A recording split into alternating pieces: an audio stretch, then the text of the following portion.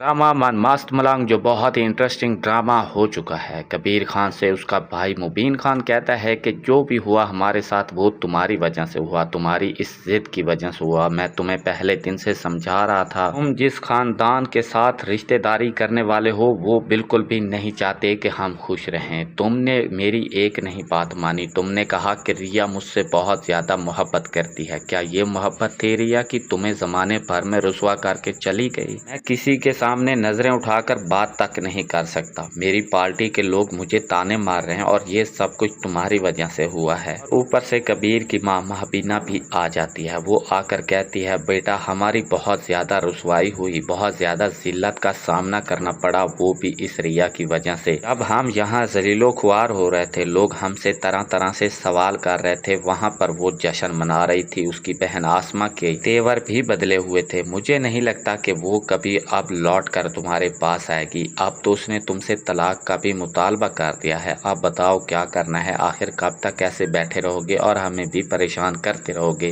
कबीर कहता है कि मुझे आज भी रिया की मोहब्बत पर यकीन है, लेकिन आप लोगों की जो रुसवाई हुई, जो हमें बेइज्जती का सामना करना पड़ा, ये मैं कभी नहीं भूलूंगा। एक एक बात मेरे दिल पर लिखी जा चुकी है। आप लोगों को परेशान होने की जरूरत नहीं है। कबीर वहाँ से चला जाता है। उधर रिया जो है वो अपने कमरे से भी बाहर नहीं आती, सारा दिन रोती रहती है। इस बात की बहुत ज्यादा परेशानी होती है सिकंदर को। सिकंदर जो है वो अपनी बहन आसमा से कहता है, हमने अपनी बहन का इस्तेमाल करके अच्छा नहीं किया। रिया जो बहुत ही मासूम थी, वो तो बहुत छोटी थी, वो इन बातों को नहीं समझती, लेकिन तुमने रिया का इस्तेमाल करते हुए कबीर को नीचा तो दिखा दिया। कबीर और उसके सारे खानदान की इज्जती तो करती, लेकिन मुझे लगता है कि अब रिया ने इस बात को दिल पर ले लिया है। मुझे लगता है कि रिया सच्ची मोहब्बत करती है कबीर के साथ। उसने जो कुछ भी किया वो हमारे कहने पर किया और अब वो पछता रही है। आसमा अपने भाई सिकंदर से कहती है कि तुम्हें फिक्र करने की जरूरत नहीं है, ये इश्क का भूत जो है वो सिर्फ 4 दिन का है। तुम देखना जैसे ही टाइम गुजरेगा रिया भूल जाएगी कबीर नाम का कोई लड़का उसकी जिंदगी में भी आया था। और तुम ये भूल रहे हो कि रिया की रगों में भी हमारे ही